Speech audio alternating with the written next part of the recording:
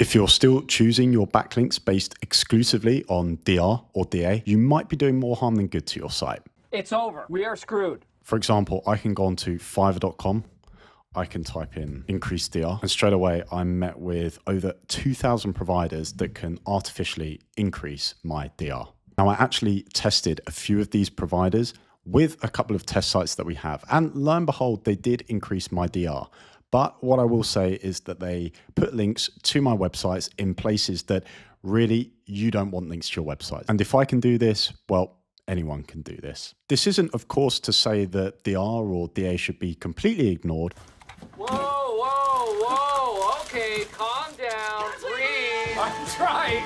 I said freeze. I'm trying. But they should be used in conjunction with at least 10 other metrics. Over the years, we've built thousands of backlinks and ranked our clients in some of the most competitive industries on the web. So this means we have a pretty solid idea of which backlinks to target and in turn, which ones to avoid. In fact, if I give you a sneak peek into our link database, this is the result of 7 years of hard graph, manual outreach, and relationship building.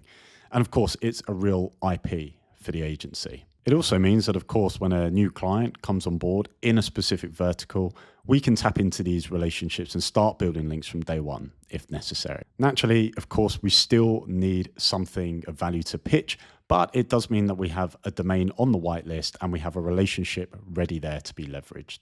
Naturally, of course, we do need something of value to pitch, but it does mean that our domain is on the whitelist and we have a relationship there that's ready to be leveraged. So what I'm going to do today is go through each of these metrics in a little bit more detail. And I'll also handpick a couple of domains and give them a bit of a walkthrough to show you the scrutiny that we go through when assessing the quality of a backlink. So before you build another link, make sure to take note of every single metric that I go through today. As always, you can get access to the show notes that I run through today. You can do this by signing up to the link in the description. You'll then receive an email from me, which will give you a link to this Notion board. In this Notion board are show notes for every single video that I've created on YouTube. Okay, so let's dive straight back in to the link database. Okay, so the first item here is Ahrefs traffic.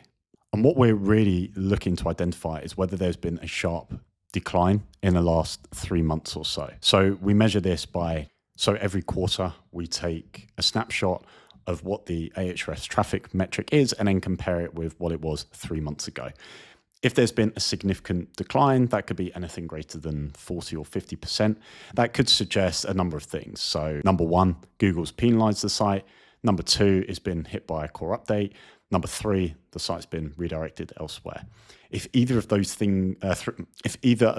three things have happened, then the page rank that domain will likely pass is probably going to be 0. So we would immediately rule it out. The next item here is number of keywords. Now, of course, number of keywords don't give the context as to what the keywords are, and I'll go into this in a little bit more detail, but we need the keywords to be related to a specific vertical. For example, if we had an opportunity to build a link from an HR software provider that was a legitimate business, all the keywords that they appear for are related to HR and HR software, then we know that it's unlikely to be regularly dealing in sort of what would be known as bad practices with SEO, and therefore it would be considered a positive signal. Other things we might look for are things like branded traffic. So is the domain an authority or known amongst a user group, and therefore there's, volume for that branded search, among sort of other things. We're essentially trying to pick out whether they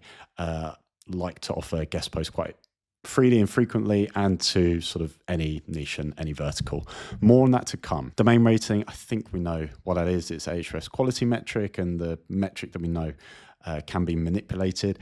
I will just add that, of course, traffic can be manipulated, as can a lot of these signals. But what we're trying to do is, by assessing the site based not just on these 11 signals, but also giving it the eyeball test that I'll also go through at the end of this, we're aiming to sort of remove the impacts that, say, 1 or 2 bad metrics could have on the total domain, right? And we're also looking for other signals that could indicate that it's not a good domain to get a link from. So TF, this is trust flow. This is a metric provided by majestic.com, which is also a backlink software provider. TrustFlow is a metric scored out of 100 that assesses how many links that website is from an authority link, such as government, major publications such as the BBC, for example. So the closer you are to a link from, say, the BBC or from government, the higher that you will score out of 100. CF, this is citation flow.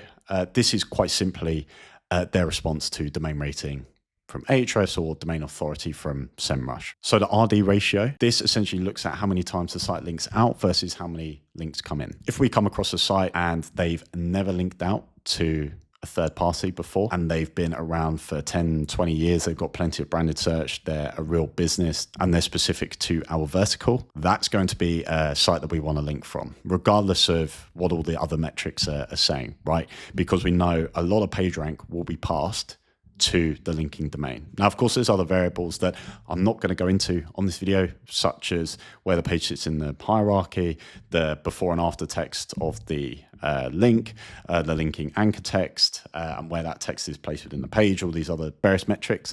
But from a high level domain perspective, that'd be a fantastic link to get. So we're looking for low RD ratio, i.e. we tend to see more domains linking to this domain than what it links out to. And then the final category here is categories. So again, this is a majestic metric that essentially looks at the categories of linking domains into our target site. So again, using the HR software example, we want to see that the main sort of key categories of linking domains into our HR software provider are from HR providers, HR businesses, HR news, HR magazines. What I will say is that if you get links from major publishers and government, for example, this could skew it somewhat. And again, this is why we use all of these metrics to assess the quality of the link that we want to gain. So this is more of the quantitative assessment, I would say. What we will always do is if we like the look of a domain on the sheet, we will always go back into Ahrefs and Majestic and just double check that it is a site that we want to link to a client or ourselves, for example. So I'm going to choose a handful of them and just take you through some of the eyeball checks that I would do if assessing the quality. Okay, software suggests this is a domain that we have listed on the sheet, which means that we have landed a link from them in the past. A brief sort of look at this, we can see that it is a legitimate business. They do offer reviews to software businesses.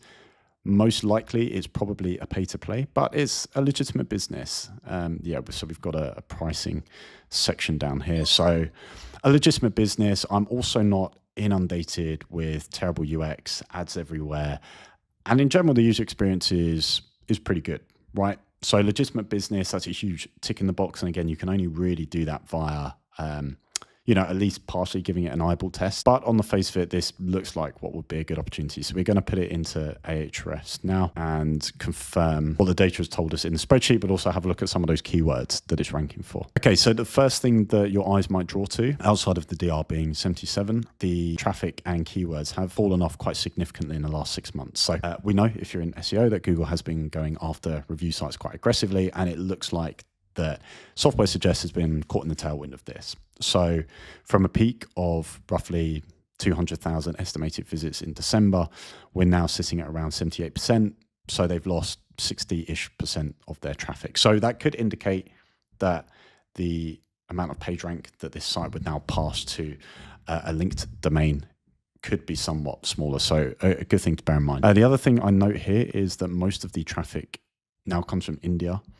If I was looking to potentially get a link to our SaaS client who is based in the US or the UK, for example, ideally what I'd want to see is most of the traffic, say 90% of the traffic coming from the US. So the fact that 52% aligned share is now coming from India sort of rings a bit of an alarm bell that, again, we might not have enough relevancy that will constitute placing our client on this site. Let's have a look at some of the keywords that it ranks for. And again, looking at all locations. So India, we can see that an estimated 1,000 sort of branded searches a month. So that is significant. So it's clearly a big player sort of within India anyway.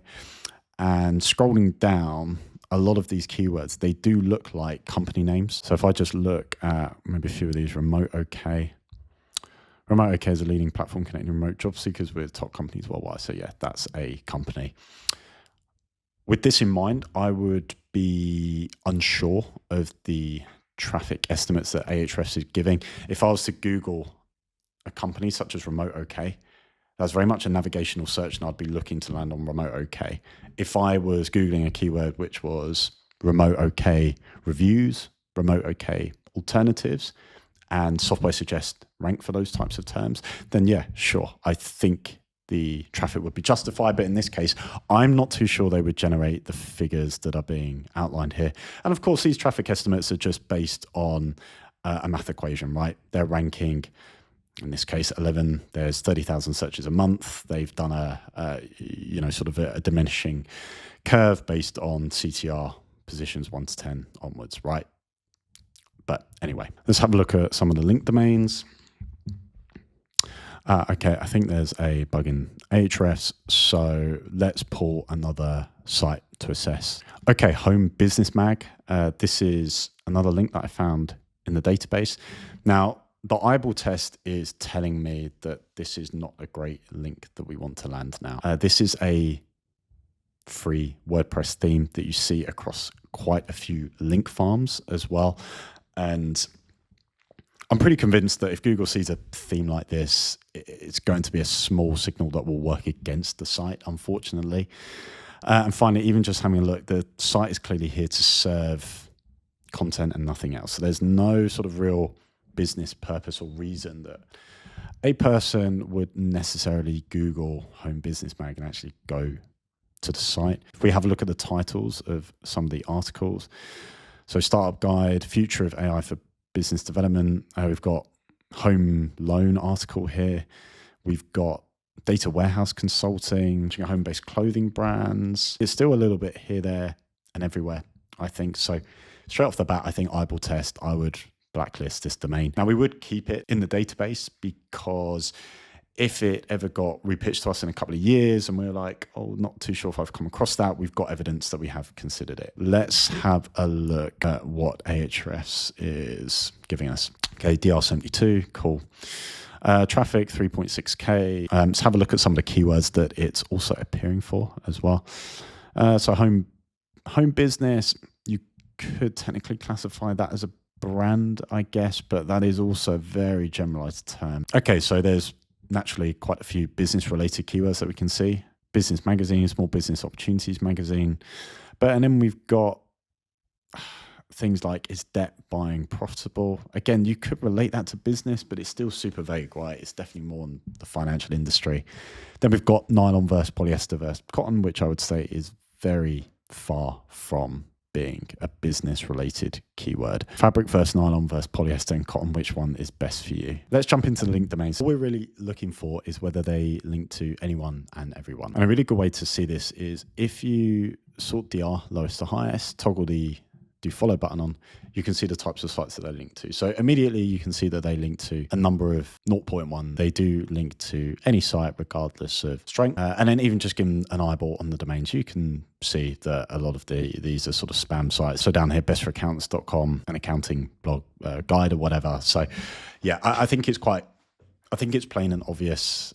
And this one wasn't really too difficult to see that this probably isn't a link that you want to get in March 2025. I think if you did have a link from the site, it's not going to do any damage to it, but I think the page rank it will pass will be next to nothing, right? And I think that just about wraps it up. So as mentioned, I put these 11 sort of metrics into the show notes here. But again, there's so much importance on the eyeball test and making sure that we're not just following the metrics, but we are checking the site. Does it have a business purpose? Does it have branded traffic? Do they link out to anyone and everyone? Do they allow anyone to sort of guest post and potentially even try and parasite the domain to rank quickly? These are the sort of things that we ideally want to try and avoid. Otherwise, the page rank that it will pass to your domain will be next to zero. And one thing I will add is, we've sort of evolved this over the years. We look at metrics that we've seen have impacts for ourselves, for our clients. In 12 months' time, this list of metrics might look very different as it did sort of 2 years ago. This is never a static list, and I think that's super important to bear in mind. I'll be curious to know in the comments if there's other metrics that you tend to look for, or in specific verticals if one thing's sort of have bigger impact than others. So I hope you've enjoyed the video. If you haven't, please like and subscribe, and I will see you next time. Thank you.